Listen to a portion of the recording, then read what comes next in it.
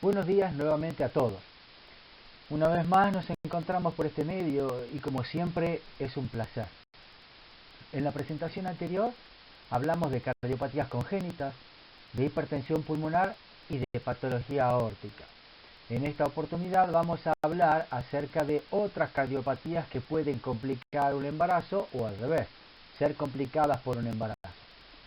Repasaremos algunas enfermedades valvulares, la enfermedad arterial coronaria, las miocardiopatías y las temidas canaliculopatías.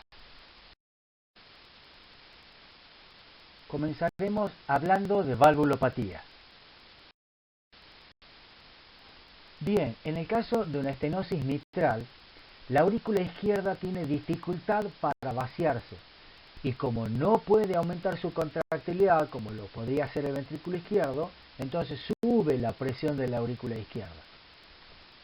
Estas mujeres en general pueden tolerar bien el embarazo, pero cuando el área valvular mitral es muy chiquitita, cuando es una estenosis mitral severa, esto es, cuando tiene un área inferior a 1.5 centímetros cuadrados, la presión de la aurícula izquierda sube mucho y puede pasar de tener los habituales 6 milímetros de mercurio hasta tener 25 milímetros de mercurio, por ejemplo. El aumento de esta presión en la aurícula izquierda se traslada a las venas pulmonares, sube la presión de Wells y también sube la presión arterial pulmonar hasta valores como 45 milímetros de mercurio, y todo esto genera sobrecarga de las cavidades derechas.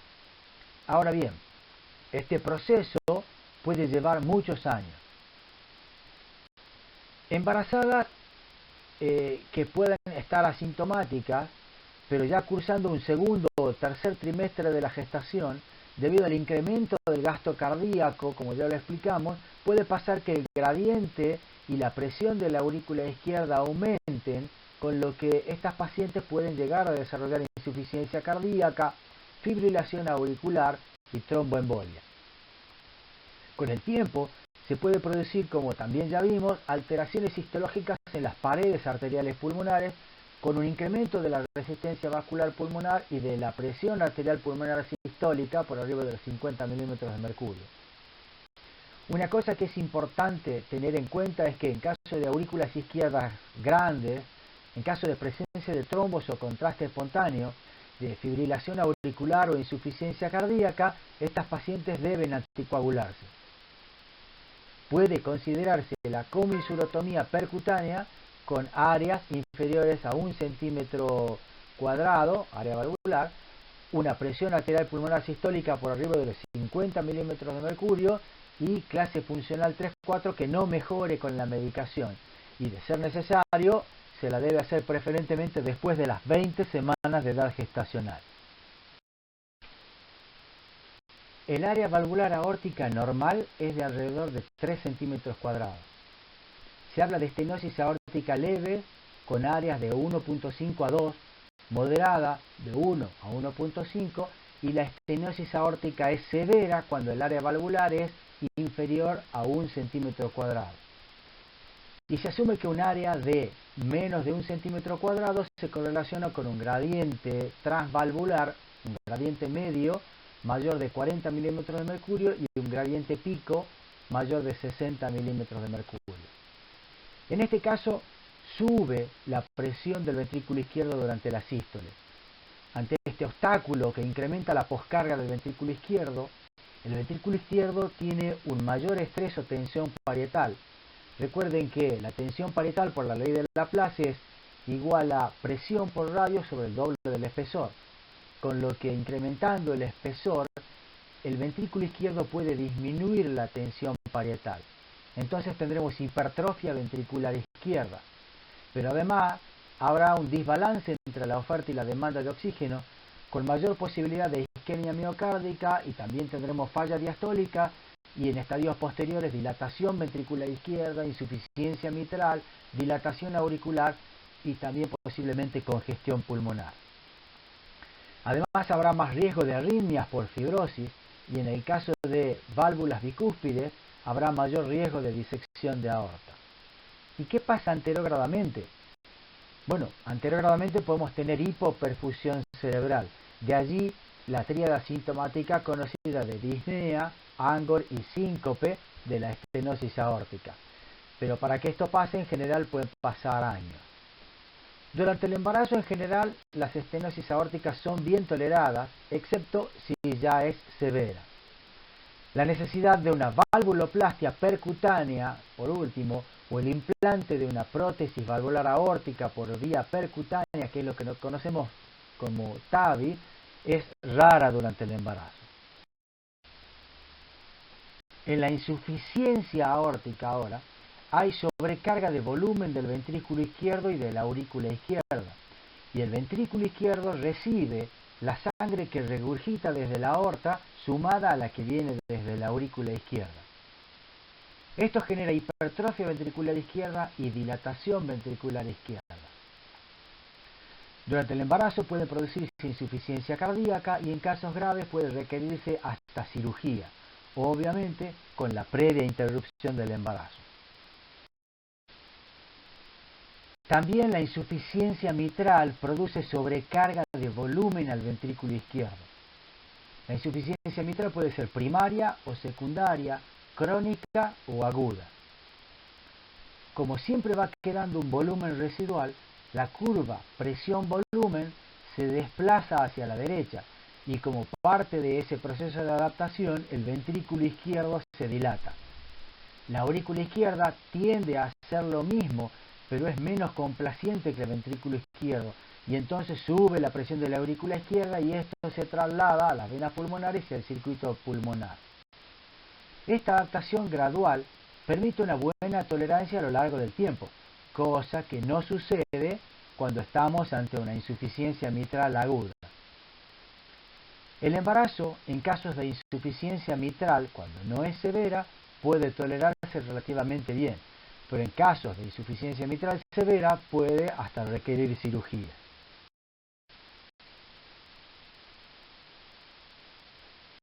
Y tenemos también embarazadas que ya tienen implantada una prótesis valvular. Estas pacientes representan un verdadero desafío. Por un lado, las bioprótesis no requieren anticoagulación a largo plazo, pero son más propensas a generar disfunción durante el embarazo. Y a veces esta disfunción es grave y puede requerir intervención.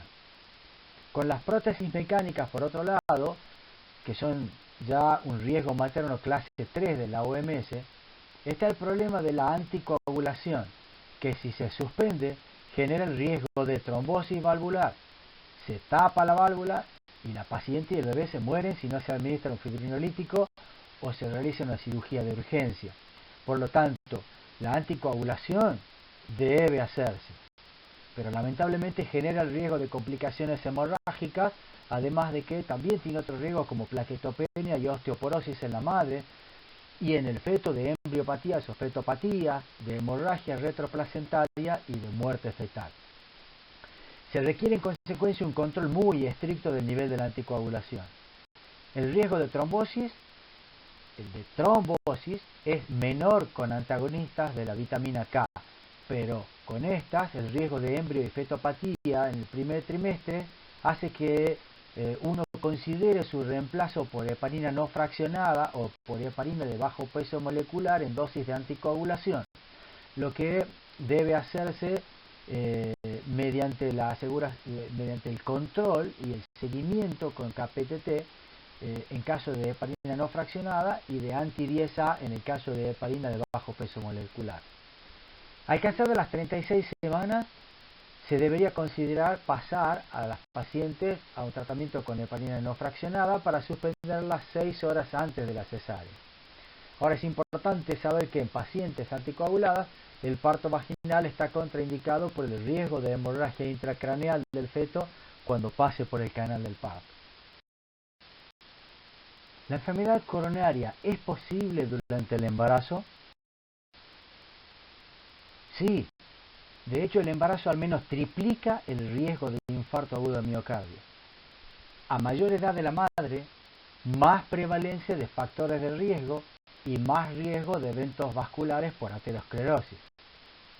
Además, la preeclampsia, la trombofilia y la hipercoagulabilidad del embarazo pueden incrementar el riesgo de trombosis coronaria con oclusión parcial o total de un vaso.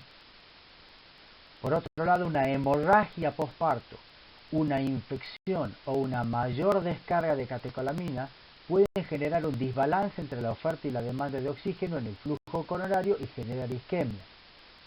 E incluso el uso de derivados ergóticos puede también generar vasoespasmo coronario y consecuentemente isquemia. Ahora bien, todos estos mecanismos, si bien son posibles en una embarazada, lo cierto es que en la mayoría de los casos el mecanismo es otro. ¿Cuál?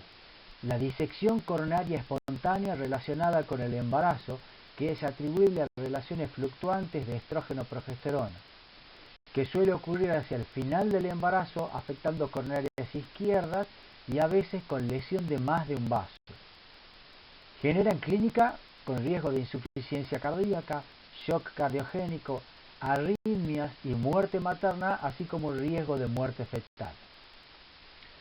Como en cualquier caso de infarto, producen cambios electrocardiográficos, alteraciones de motilidad en el ecocardiograma, elevan transaminasas, LDH, CPK, troponina, requieren tratamiento con antiagregación, a veces también clopidogrel, heparina, beta bloqueantes y en ocasiones una angioplastia y la colocación de stent.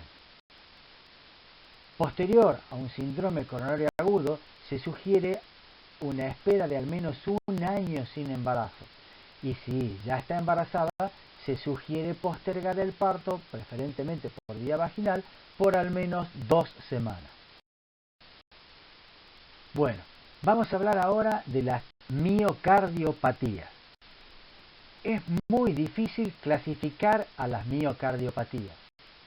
En el 2006 se hablaba de primarias y secundarias, de origen genético, adquirido o mixta.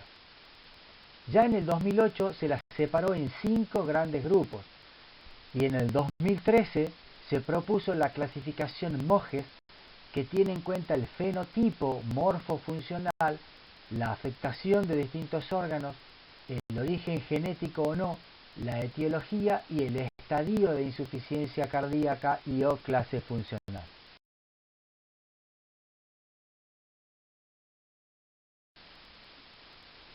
En síntesis, las miocardiopatías se definen desde el 2008 como alteraciones estructurales y o funcionales del músculo cardíaco en ausencia de enfermedad arterial coronaria, hipertensión arterial, enfermedad valvular o cardiopatía congénita suficiente como para causar la anormalidad miocárdica observada. En sentido práctico, se las puede agrupar según su fenotipo en miocardiopatía dilatada, miohipertrófica, restrictiva, displasia hemogénica del ventrículo derecho y miocardio no compactado. Pueden afectar solamente al corazón o estar asociadas a afectación de otros órganos o sistemas. Muchas de ellas de causa genética, pero también pueden ser adquiridas, como las virales, las autoinmunes, las debidas a acumulación, las tóxicas, las inducidas por taquicardia, por estrés, por parto, etc. Pueden mantenerse asintomáticas o pueden generar 2 problemas importantes: insuficiencia cardíaca o muerte súbita. Las miocardiopatías dilatadas se caracterizan por dilatación de las cavidades cardíacas, disfunción sistólica e insuficiencia funcional de las válvulas auriculoventriculares. Es una causa frecuente de insuficiencia cardíaca. Su etiología es diversa, con origen genético, inflamatorio, autoinmune, tóxico, por depósito, por drogas, trastornos endocrinos o periparto. El embarazo será mal tolerado en aquellas pacientes que tengan clase funcional 3-4 y deterioro de la clase funcional, y también en pacientes con insuficiencia cardíaca descompensada o con shock cardiogénico. Un tipo particular de miocardiopatía dilatada es la miocardiopatía periparto, cuya etiología es incierta, pero se han propuesto factores genéticos, inflamatorios, de desbalance angiogénico y estrés oxidativo como causales de la mioperiparto.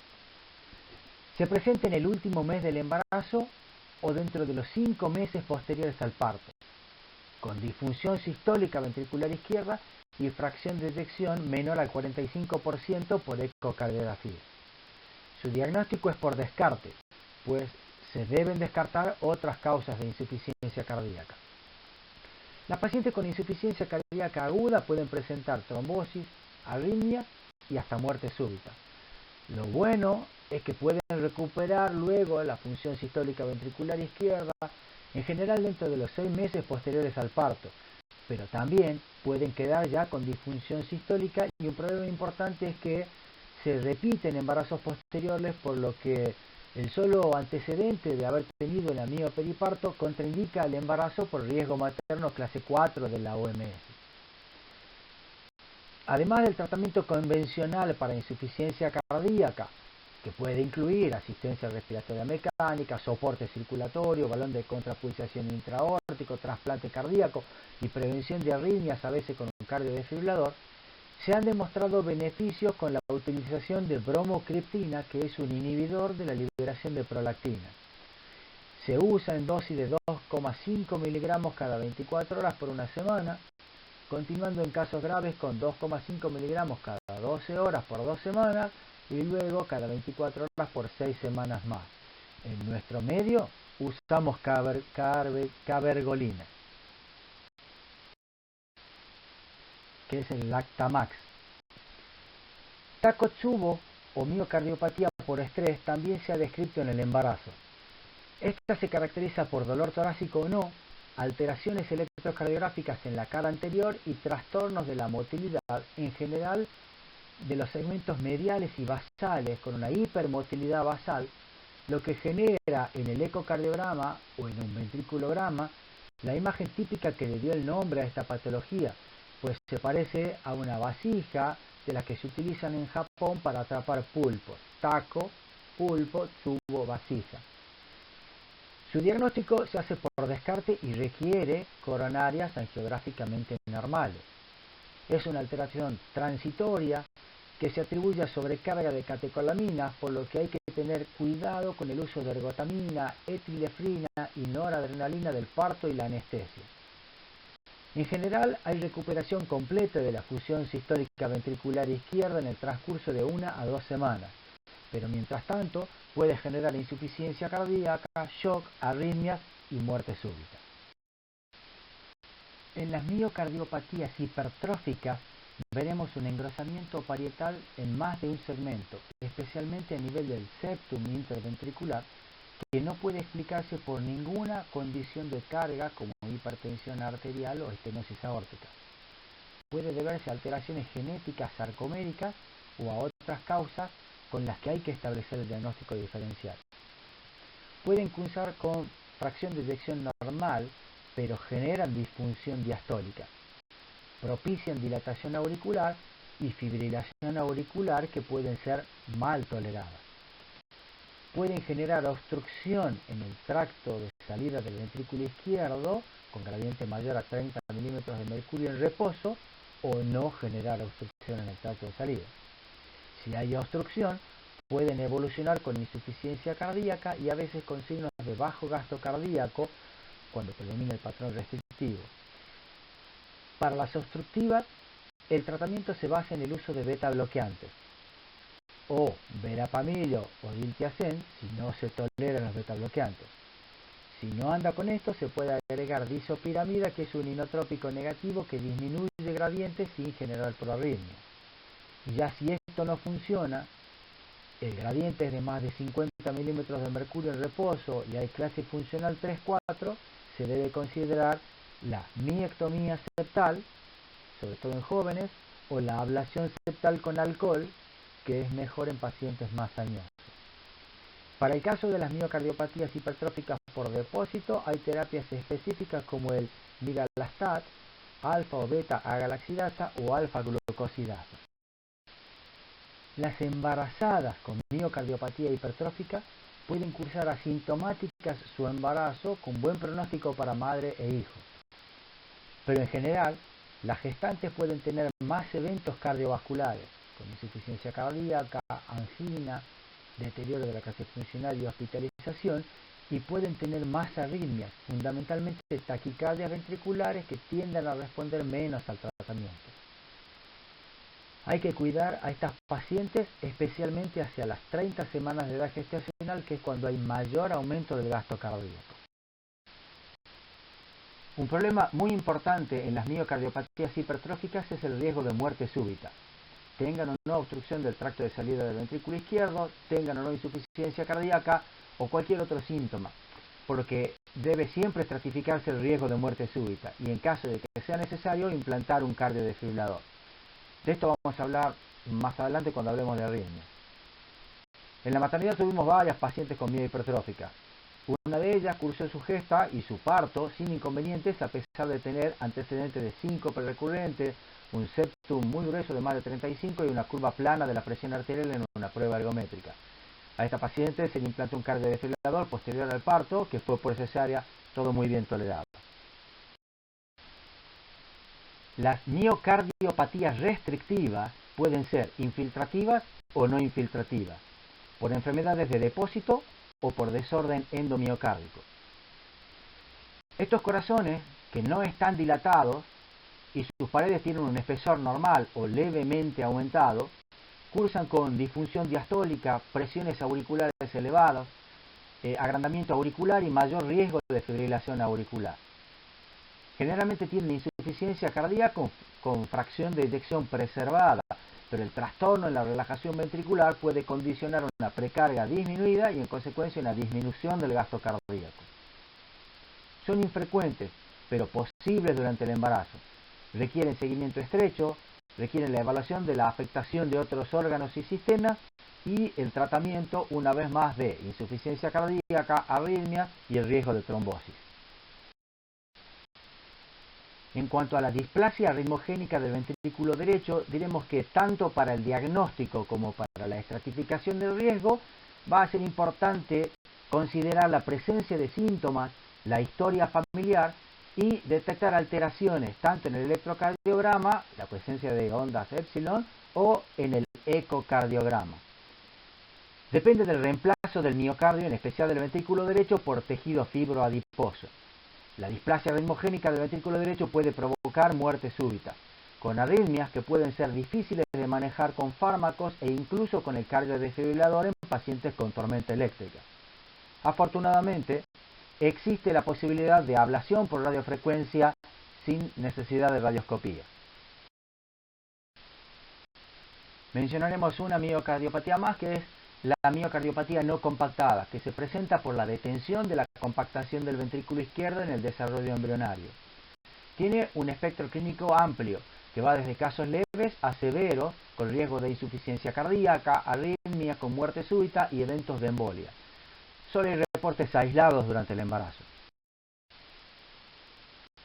Por último, en el día de hoy hablaremos de las canaliculopatías, que son anomalías genéticas que afectan los poros que regulan la entrada y salida de iones a través de la membrana celular cardíaca. Y de esta manera, si funcionan mal, predisponen a arritmias ventriculares y a muerte súbita cardíaca.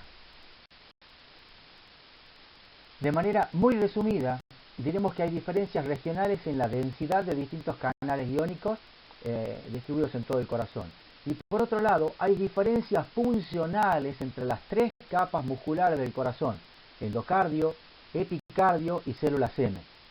Especialmente en lo que se refiere a la morfología endómodo durante la fase 1 del potencial de acción y en los tiempos de repolarización. Estas diferencias generan una heterogeneidad transmural en la repolarización ventricular, que en condiciones normales no son suficientes para promover arritmias, pero cuando estas diferencias se amplifican, puede proveer el sustrato y el gatillo para arritmias reentrantes. Esta amplificación de la heterogeneidad puede darse en casos de hipotermia, en casos de isquemia o por alteración de canales iónicos, que es lo que pasa en las canaliculopatías. En el síndrome de Brugada, la amplificación de la heterogeneidad está dada por una pérdida en la función de los canales de sodio o calcio, o por una ganancia en la función de los canales de potasio. La mayor densidad de los canales I-TO en el epicardio genera un gradiente de voltaje transmural con elevación del ST, que es lo que típicamente vemos en las derivaciones B1 y B2. A medida que aumenta la muesca en el epicardio, se prolonga el potencial de acción y se revierte la secuencia normal de repolarización de epicardio a endocardio, quedando entonces de endocardio a epicardio, generando ondas T negativas en el electrocardiograma. A esta dispersión transmural se le agrega la dispersión epicárdica por la mayor densidad de canales I-TO en ciertas áreas. Ahora bien, cuando la muesca es profunda y alcanza los menos 30 milivoltios, ocurre un fenómeno de repolarización del todo o nada, con pérdida completa del domo. Pero mientras el domo se pierde en algunas células, se mantiene en otras células, permitiendo que se transmita desde las que lo conservan hacia los que lo han perdido, propiciando lo que se llama reentrada en fase 2. El síndrome de Brugada tiene baja prevalencia, pero puede ser mortal. Es mucho menos frecuente en mujeres que en hombres. Hay una relación de 8-1 a favor de hombres. Y esta, digamos, menor posibilidad de que las mujeres tengan Brugada que los hombres es atribuible a algún efecto protector del estradiol.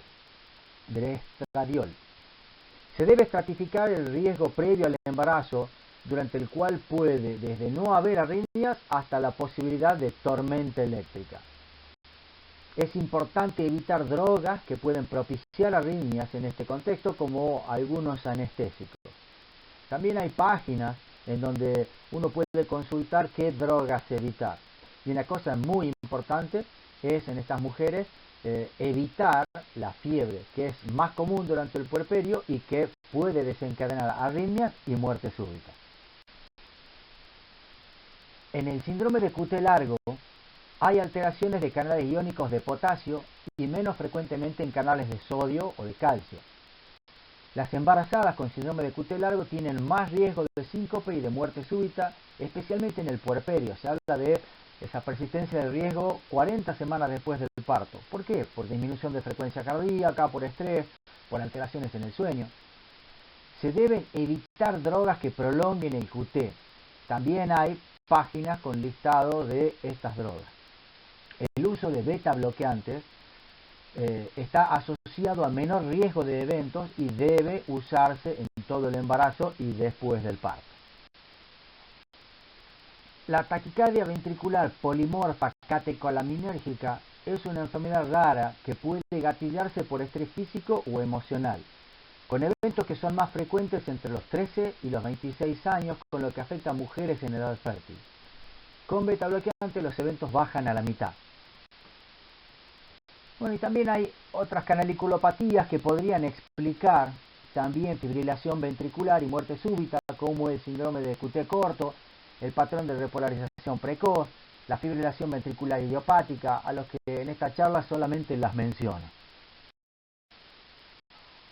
Como pueden ver, hemos hecho un muy breve repaso de distintas cardiopatías, congénitas, valvulares, coronarias, del miocardio en sí mismo, de patologías vasculares y hasta de hipertensión pulmonar. Todas estas cardiopatías pueden presentarse en una mujer embarazada y hemos mencionado algunos aspectos particulares de cada una de ellas por separado. Ahora bien, ¿qué tienen en común todas estas patologías? Como venimos mencionando, todas pueden generar arritmias, insuficiencia cardíaca, tromboembolia o disfunción vascular.